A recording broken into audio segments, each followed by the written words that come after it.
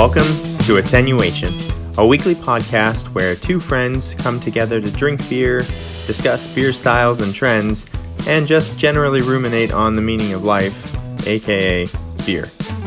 If you enjoy your time with us, we invite you to become a weekly listener and subscribe to the podcast. Without further ado, here is this week's episode.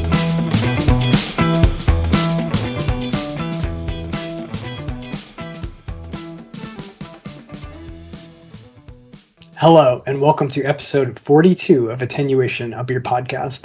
My name is Jason, and I'm joined by my best friend since 8th grade, Steven. Hello. I almost forgot my name. That's okay. It happens. You're rusty. We took a week off. Yeah, that's right. We did take a week off. So Jason has forgotten who he is. It's been a long week. Well, welcome to 2022, Steven. How are you doing? Good. Happy New Year. Happy New Year. I can't believe that last year just evaporated. Yeah, they always do. They fly by. Yes. So we figured one of our first episodes, I think it was number 3. And yes. Was it number 3? Yeah. Yeah. And it was rebroadcast last week. It's our White Whales episode. So we thought, what a good time to revisit it. It might be an annual feature where we do a White Whales recap of our year that's passed and maybe cover any whales we caught. And then, as it is with lists, unfortunately, we'll have added a bunch of whales to our list, so we're never going to catch them all. Constantly evolving. Yes, changing. But it's fun to try to catch as many as you can, so. Yeah, as is the podcast, constantly evolving, because as I found out from listening to episode 3, man, we're so much better at this now. We're not better at the intro. No, the intro is still... It's still a train wreck. I think we had a streak there where we got it right, but, Yeah, it fell off the rails. It was good for a little while. But yeah, we have a formula now. And speaking of that formula, we have the first segment we always do, and it's Steven and I's favorite segment. That's where we get to drink beer. So I will be introducing my beer and giving some nose notes, and then I pass it to Steven to do the same, and then we'll return with our tasting notes. Yeah, why do we do anything else after that? We should just stop the podcast. Just fluff. It's the real reason we do this podcast is just so we can drink good beer and talk to each other. Yeah, then we gotta do something while we drink. So yeah, exactly. Okay, so I have a beer from Sierra Nevada today. This is Dankful IPA, and I don't know how long they've been making this. I feel like maybe a really long time. I've just never tried it for some reason, and I got a 6-pack last week, and I really like it, so I wanted to drink one on the podcast and give my nose and tasting note. So this one is a bit stronger, I think. It is 7.4%. So 55 IBUs. Oh, were you looking it up? Yeah. That's not very high at all, is it? No. So pour is very beautiful. It's kind of murky, but it's a orange, like a dark orange, like marmalade color. And then there's a pretty active, thick head. Ooh, it smells really good. Very piney, malty, bready, and a little bit of some of those tropical fruits and a little bit of like orange. Good nose on this one. I'll pass it to you, Steven, to introduce yours. I am drinking a beer that I found just today. This is from Founders in Michigan. It's called Frootwood. It is part of their barrel-aged series. It is a cherry ale aged in maple syrup bourbon barrels. I'm jealous. That sounds amazing. Let me give you some specs on this. 8% ABV. This is the 2022 release. It was bottled on November 10th, so it's 2 months old. And that's Founders, right? Yes, you said that. Yeah. This sounds like it's right up my alley. So it's pouring this very clear, kind of pinkish hue, almost like a little bit of like an amber orangey tint to it, but kind of pink as well. Very effervescent head that sticks around. Quite a bit of lacing. Ooh, okay, let me give you some nose notes. I bet it's going to smell like cherries. Yeah, it smells like maraschino cherries. Ooh, I like that. Definitely getting some maple syrup. So very sweet, syrupy cherry. This is going to taste like cough syrup, but in a good way. Yeah, almost like a hint of like a herbal hint. Maybe like cinnamon just kind of a herbal spiciness on the nose. Okay. Nice. Ooh, all right. I'm excited. Cheers. Okay. I like this one a lot, actually. It's like on the entrance, you just get a lot of like dank grass, pine, kind of those like vegetal, earthy flavors. And then I swear there's like a pop of sweetness like right after that. And then you get bitter hops again, grapefruit, orange rind, and then just a really long hop finish. It's just really, it's like a very solid IPA. So I'll give it a thumbs up. It's not like I wouldn't say it's like blowing my mind, but it's just like I'd be super happy to like drink one of these after work. Sierra Nevada knows how to nail a West Coast IPA. Yes, of course. Invented it almost. Yeah. So I've always liked Torpedo and all those other ones, but I think I actually prefer this one to those. This is quite good. Nice. So you got a thumbs up. Thumbs up. How was your medicinal cough syrup? This is going to be a 2 thumbs up day. Oh, nice. Because this beer is so good. I had to sit with it for a while and really kind of digest what's going on here. It's not as light-bodied as I thought it would be from the look, just because it's so clear and effervescent.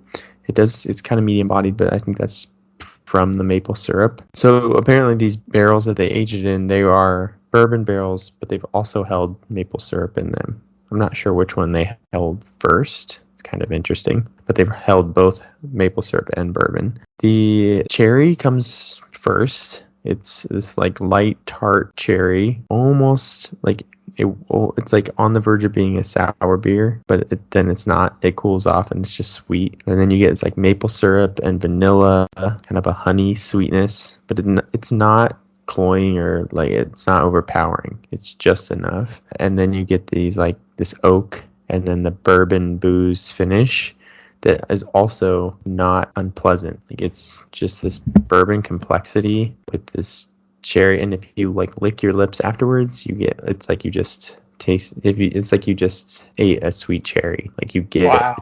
It's super cherry sweet like on your lips, but in the like actual drinking of it, it's just this like cherry bourbon wonderfulness, like perfectly balanced. Oh, you're making me want one of these really bad. Yeah, you would love this. It sounds up my alley. I'm checking my local Bevmo as we speak. So definitely a thumbs up, sounds like. Yeah, this is really good. I'm glad I picked this up. Yeah, that's a great find. Do you get a lot of founders in your like area? Yeah, tons of founder stuff. Okay, yeah, that's awesome. Yeah, I had a little bit of a Michigan haul today. I got this, and then I got a Bell's Kalamazoo Stout. There's one called Kalamazoo Stout? Kalamazoo Stout, yeah. Wow. Like their original stout recipe from Bell's. Okay, that's super cool. I'm adding that as we speak to my white whale list. Because I used to live in Kalamazoo. Added another one. Nice. All right, cool. Well, 2 thumbs up today for our drink and beer segment. And then next we have postscripts, where we do corrections to previous episodes, which I have a postscript, but I need to do more research about. I really want to cover the coffee waves, because I found out, yeah, that is definitely a thing. Okay, yeah. So I'll report more on that. I don't want to mess it up though. So, but I do have beer news for us today, which is pretty. I'll tell you first how serendipitous I was today though with this beer, because I literally went to the grocery store looking for this Frootwood from Founders because I saw it on Instagram today, and I found it, and the beer guy was in the aisle, and so I was able to single it out because a 4-pack of this was like $16. Oh. And I didn't really want a 4-pack. You know, it's one of those beers that's like, this might be great, but it might be horrible. So yes. Yeah, it's high risk, high reward. Yeah, so luckily I was able to single it out. Perfect. The beer god smiled on me again today. Yeah, you get lucky all the time, sir. I'm jealous. Okay, what's your beer news? Okay, so we often reference the Beer Advocate Top 250. It's their top 250 rated beers. They just released the top 250 worst beers in the world. So is that a top 250 list or a bottom? It's a bottom 250. But if you go to like their website, you can hit top 250. And on the very farthest right tab, they added one that just says worst, and you can click that.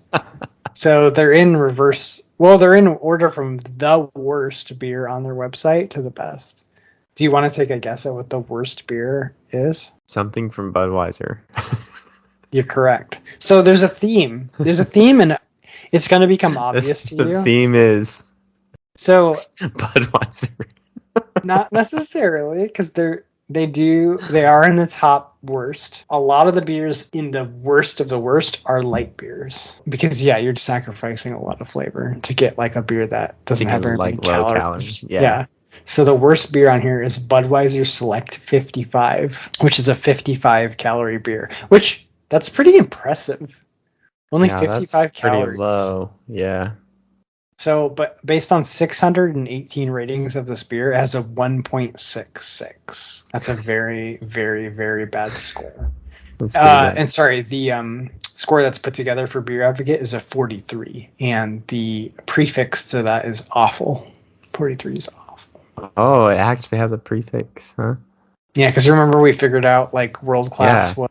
Yeah. I didn't think they even had a prefix for. I guess lower than 60 is awful. So. Awful. Okay. And then we have number 2 is Natural Light. Number 3 is something called Sharps from Miller. I don't know what this is. Okay, wait. I have a question though. Yeah. So the worst beer gets a 43? That's correct. Like, what's a 1? I don't understand. What's a 0? I don't know what a 0 would be. It'd be like if you... Like, why you rated it 43, but it's... But think 43 out of 100 is like... I mean, it's terrible. I get that. That's an F. I get... Yeah. I don't know. Apparently, you can't get lower than 43. Apparently you can't. Maybe you can, but... No, 43. It's at the bottom of the barrel. Well, just wait a few years. Budweiser will release something else, and it'll score lower than a 43. So I guess there's room to get worse. I guess that's... Yeah, exactly. That's the point. There's room to get even worse. Okay, I gotcha. And there's room. You got to leave room at the top. They haven't had my homebrew yet, so... That's what I was actually going to say. Not your homebrew, but like maybe if you tried to craft beer... It's okay. Was a disaster, you'd be lower than a 43. Because, like, I'm sure this is... Budweiser Select 55 is probably better than some people's homebrew. That's probably true. But yeah, there's just... A lot of these are light beers. Like, Milwaukee's Best Light, Bud Light, Busch Light. And then there's some of the ices. And then I had to do a quick search because my favorite beer, when I first started drinking beer, was High Life, Miller High Life. And I was really hoping it wasn't in the bottom 250, but it is indeed. It's number 2. I don't think, it was not going to escape. But it almost did. It was number 221. Okay, yeah, that's... So if it was on the cusp. Yes. It was on the cusp. It was a bubble beer. It was on the bubble. It was on the bubble, yeah. It's a wild card or whatever, yeah. So there you go, Steven. The Beer Advocate now has the top rated 250 and the bottom rated 250. Sounds like the kiss of death is when you put ice in your name. Yeah, I used to know why. We'll postscript it. It waters it down. Call it ice. It's only good if it's really cold. It's possible, but a lot of the brands call some of their beers ice, and I'll have to drill down into why that is. I swear they have like a higher ABV or something like that, but we'll see. All right, so there's your pretty fun and silly and stupid beer news. I like it. I have a postscript. Okay. It's a short one. When we talked about Rubicon Brewing, we talked about their wheat wine. Oh, yes. And you asked me if it had a name. It does. It's called the Rubicon Winter Wheat Wine. Oh, okay. Winter wheat wine. Perfect. Mind blown. That's what we call in the biz safe name. Name. Low effort. No, it's okay. We give them a pass because you're advertising what you're getting. Yeah, the name of the beer style is in the name. Okay. Yeah, because then, like, if it's called, like, Descent into Madness, I have to then, like, Google it and try to or, like, read the side of the bottle and try to figure out what they're trying to sell me. True. That's true. Good point. So I can appreciate it. And they put winter in front of it, you know? Yeah. A little the season they think you should be drinking it. That's awesome. Oh, also, another tidbit of beer news. They've officially begun brewing Pliny the Younger. Oh, epic. They posted it on Instagram. Beautiful.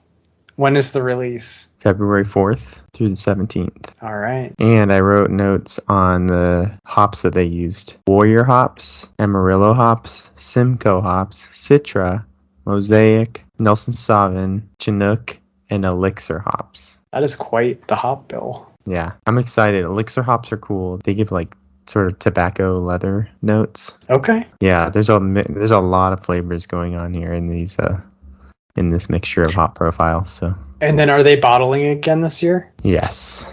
Nice. So expect a long line. Yeah, I think I'm gonna go. Okay. Yeah, the more I think about it, the more excited I get. Yeah.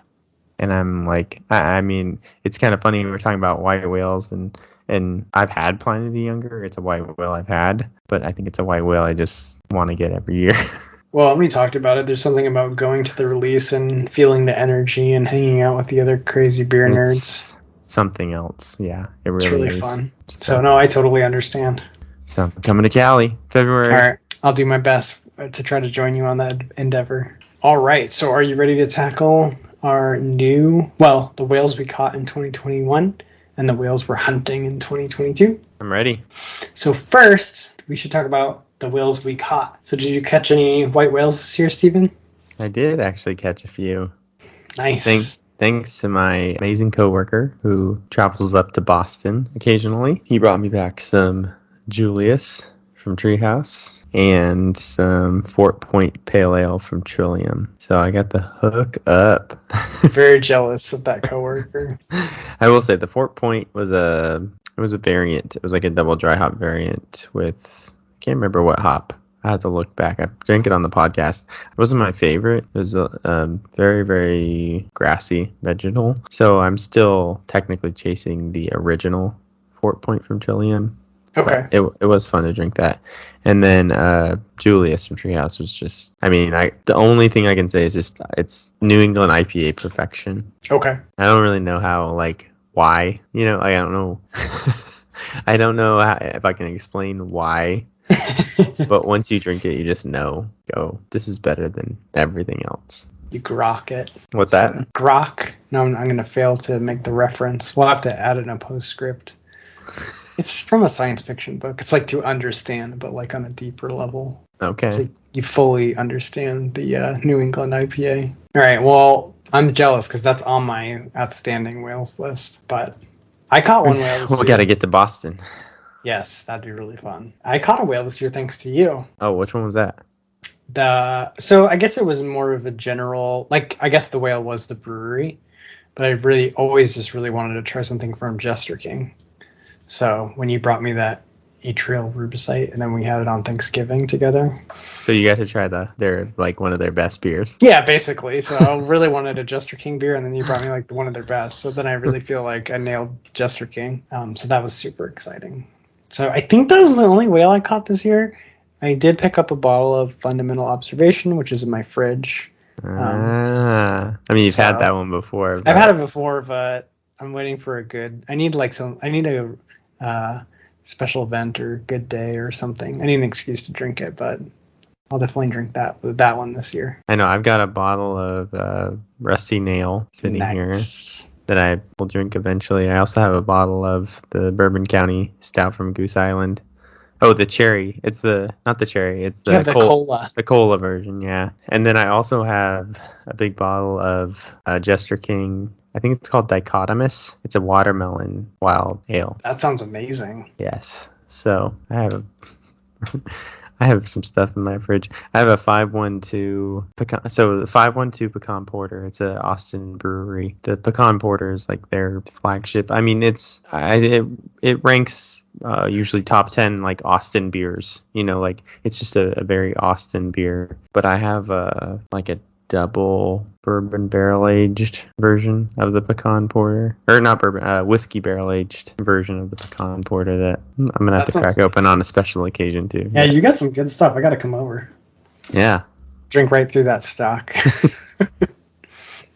Yeah, I've actually been drinking less beer overall. Yeah. Why is that? Just be healthy or whatever. The new year. Yeah. I forget that noise.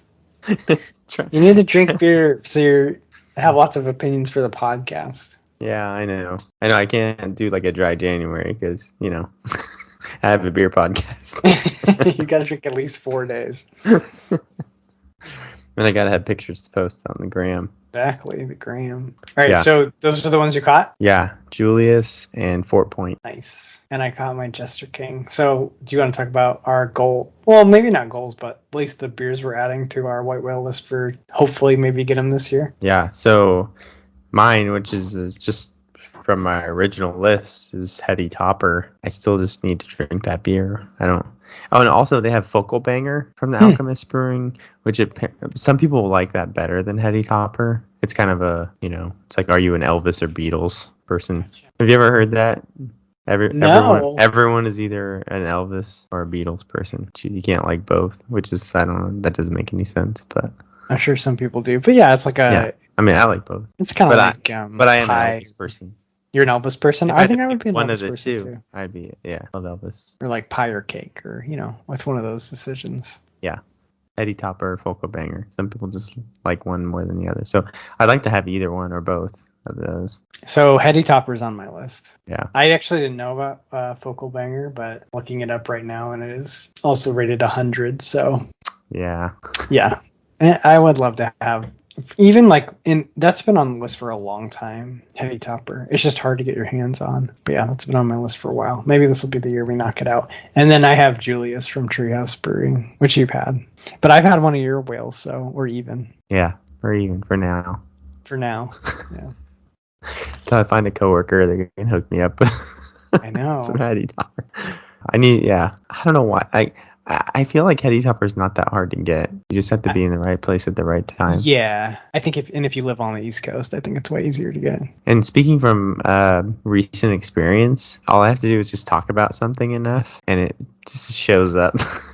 I know, you've had really good luck with that. Speaking of showing up at my doorstep, I started a Tavor crate today. You did not restart Tavor. For the first time in... It's been a long time. I don't even know if it's been since we started the podcast. What drew you back in? WeldWorks. What did they have on there? They had some sort of blueberry. I can't even remember. It's just like a sour, like a blueberry pie sour or something.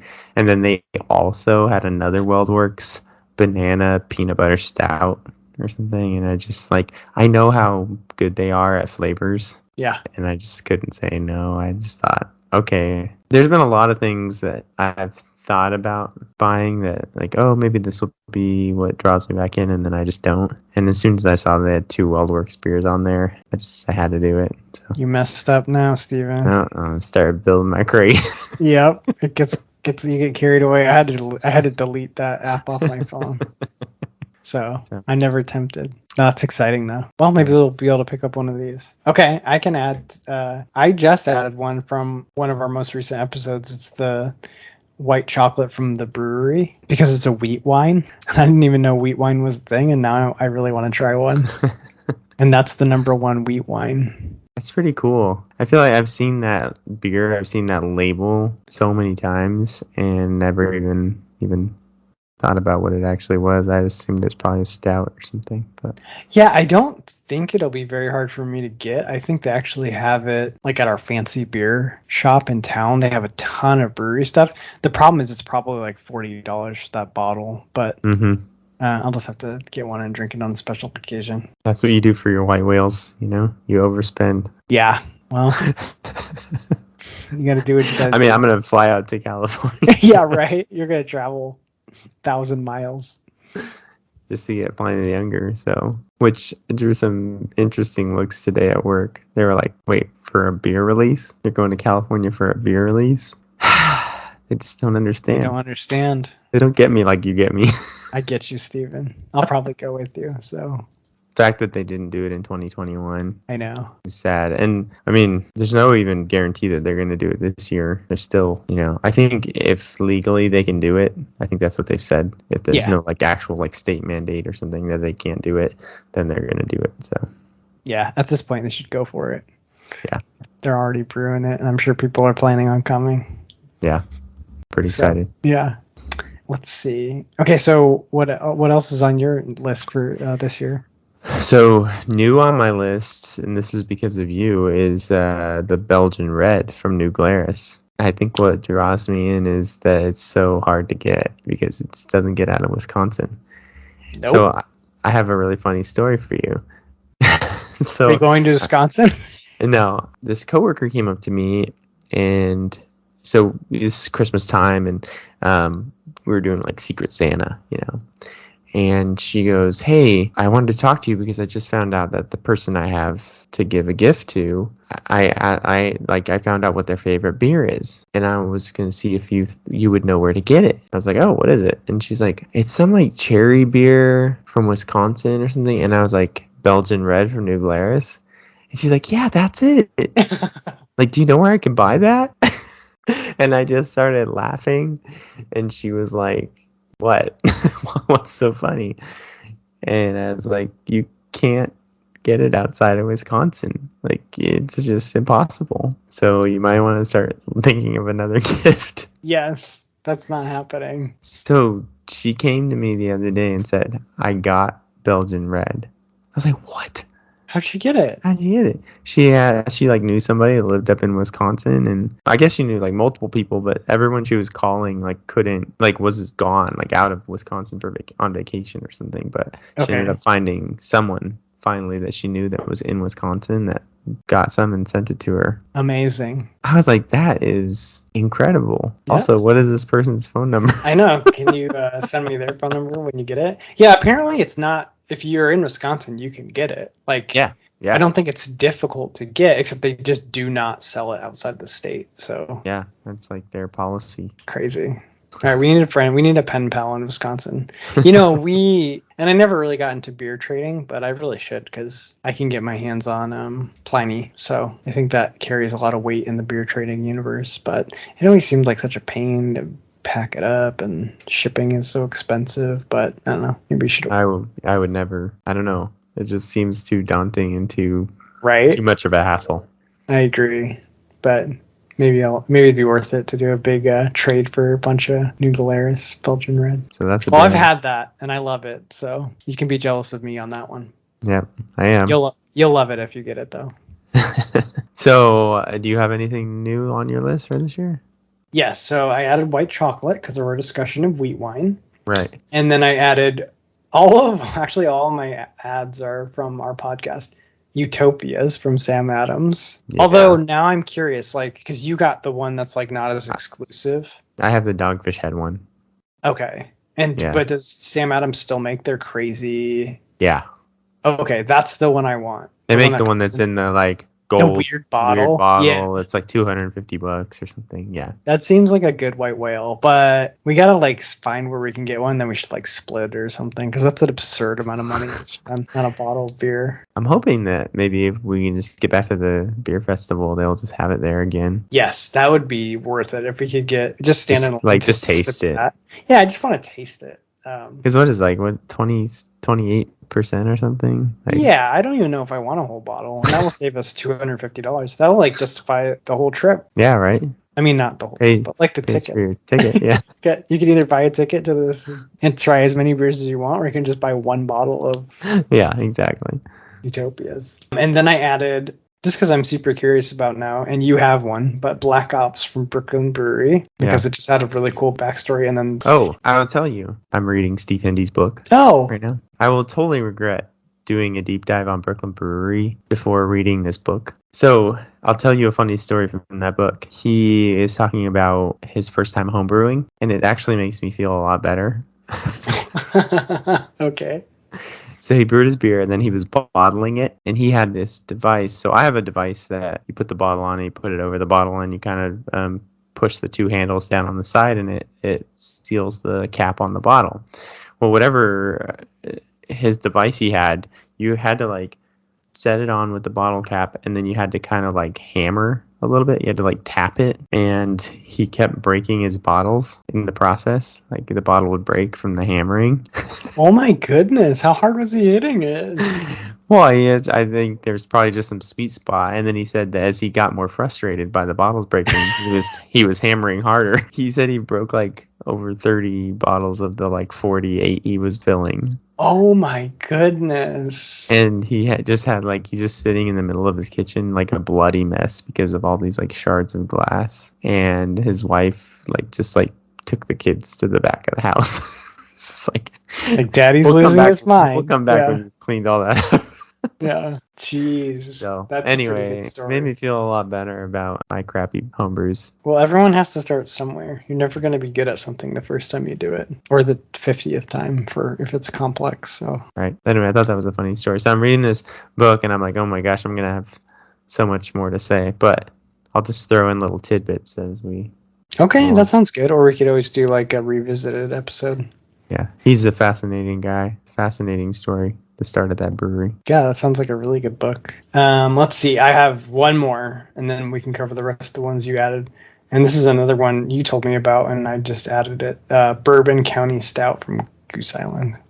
But I want the original. I want the OG one. I don't want the cola one. Gotcha. Yeah. Yeah, I think there's something like 10 different variants they put out. I saw an Instagram post today of all the 2021 releases, and the cola one is kind of the strangest, and then all the other ones are just like a different mix of like what barrels they aged it in, that kind of stuff. It's funny. There must have been like it must have hit the shelves of a bunch of different stores because people started posting on the craft beer subreddit pictures of their Bourbon County Stout from Goose Island.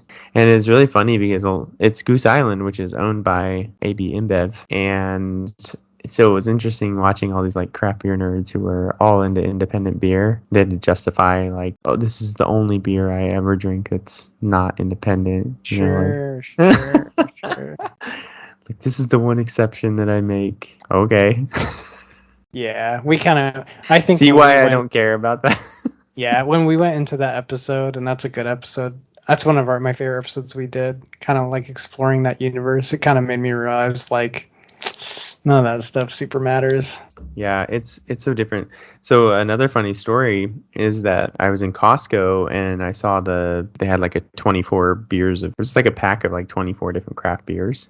Okay.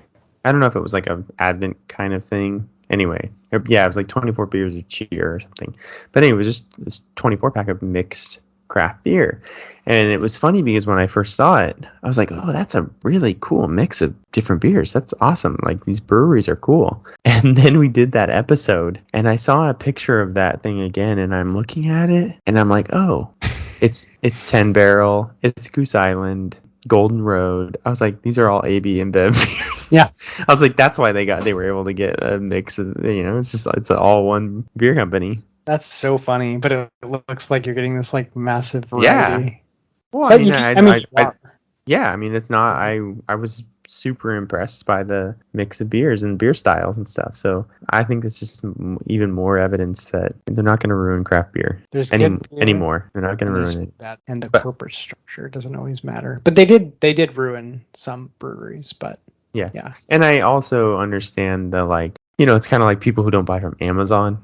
Right. Yes. Like, it's just like they would rather support a local business instead of give their money to like a big business that doesn't treat their employees right or that kind of thing. So I get that. I do understand it from that point. Yeah, that makes sense. But the argument that they're going to ruin it or make bad beer, that is definitely not true. So fair enough. Anyway. That is really funny that whole variety pack was all. Yeah. I was like, oh, I get it. Makes so much more sense now. That's great. Yeah, so those are the ones I added to my list. What else did you add to your list? So I also, the newest gold medal Goza winner at the Great American Beer Festival always makes my white whale list for the next year because I just figure if you win gold for your Goza, it must be good. So this is a cucumber lime Goza from Urban South Brewing, which is in New Orleans. So I was like, okay, that's not like that far. Maybe I can get it. Maybe they distribute it to Texas. And then literally you guys don't hear the break, but we take a little break during the podcast. I edited that break out. But during the break, I was looking at my phone and Urban South has a Houston tap room. What? Yeah. Nice. So I'm thinking I might be able to get that beer when I'm down in Houston for something. So that's awesome. You always get so lucky. I know. The beer gods shining down on me again. I have to make the podcast. That's my sacrifice. Yes. As long as you make the podcast, all the beer you ever want falls into your lap. I need to get we need to get this podcast to the point where like breweries send beer to drink. Yeah, that's the dream. But we're still gonna give them. I think we need more than 100 followers on Instagram. Yeah, follow us on Instagram. It's attenuation.podcast. We're almost to 100, big triple digit. I feel like we need a couple thousand before we're gonna be able to like get beer sent to us. Yeah. But if you need to create like a couple fake accounts. Yeah, we don't mind. Like us from multiple accounts. That's fine. Send your bots to like an upvote. Oh goodness. Oh my gosh. Okay, so do you have any other white whales that you added? Not that I could think of. Like I said, I've gotten pretty lucky. So I've got some stuff in my fridge that I need to drink. Some good stuff. Yep, and I forgot to mention when you said Kalamazoo Stout. Now I really want one of those. Oh yeah, you've added that. Because I used to live in Kalamazoo, so that's pretty. Yeah, it's like one of their original recipes, I guess. So that's awesome. I love that. Yeah, that was a fun. It was fun seeing that in the store today. All right, cool. So that's our list. So we'll have to check in on our first episode of 2023 and see if we drank them all. Yeah. I don't think we're going to get all of them this year, but we'll get some of them. I really want you to get that Belgian red. Belgian red, yeah. Yeah. I'm pretty sure I can probably get a hold of this Goza. The Heady Topper, I don't know. That may be my carryover for quite a few years. Yeah. I think I'll definitely go and see if I can get that white chocolate at the brewery. I think I can get one of those. So that'll be at least I can get one off the list. Yeah. So some of these goals are attainable. Yeah. Or I can just keep looking at Craft Shack and waste all my money. Yep. That's another way to do it. They had a Heady Topper on Craft Shack once, didn't they? Yes, they did. And I couldn't pull the trigger because I didn't want to spend that much money. Cost you like $40 for one can. Yeah. They have an impressive array of beers though. Lately on Craft Shack. Like they have a bunch of really good Belgian stuff, bunch of really good. I mean, I can't believe how easy it is to get Fundamental Observation right now. I mean, if you're willing to pay the money. Yeah, they get you with the shipping. That's the problem. That's who we need to sponsor the podcast, even Craft Shack. Oh yeah, Craft Shack or Tabor. Yeah, if you guys are listening, you just pay us in beer. I don't mind. All right. Well, if you are enjoying the podcast, we invite you to subscribe and also follow us on Instagram at attenuation.podcast. There's lots of cool pictures there that mostly Steven takes. And if you want to reach out to us directly, we're available at contact.attenuation@gmail.com. So I think that does it. This has been episode 42 of Attenuation, a beer podcast. My name is Jason, and I'm joined by my best friend since 8th grade, Steven. That's me. All right, sir. Well, we'll be back in a week for episode 43. I hope everyone had an excellent and safe New Year's and see what the year holds in store. All right. Cheers, buddy. All right, cheers. Thanks for listening to this week's episode of Attenuation, a beer podcast. Don't forget to subscribe to the podcast and follow us on Instagram or Facebook for more fun content. Catch you next week. Cheers!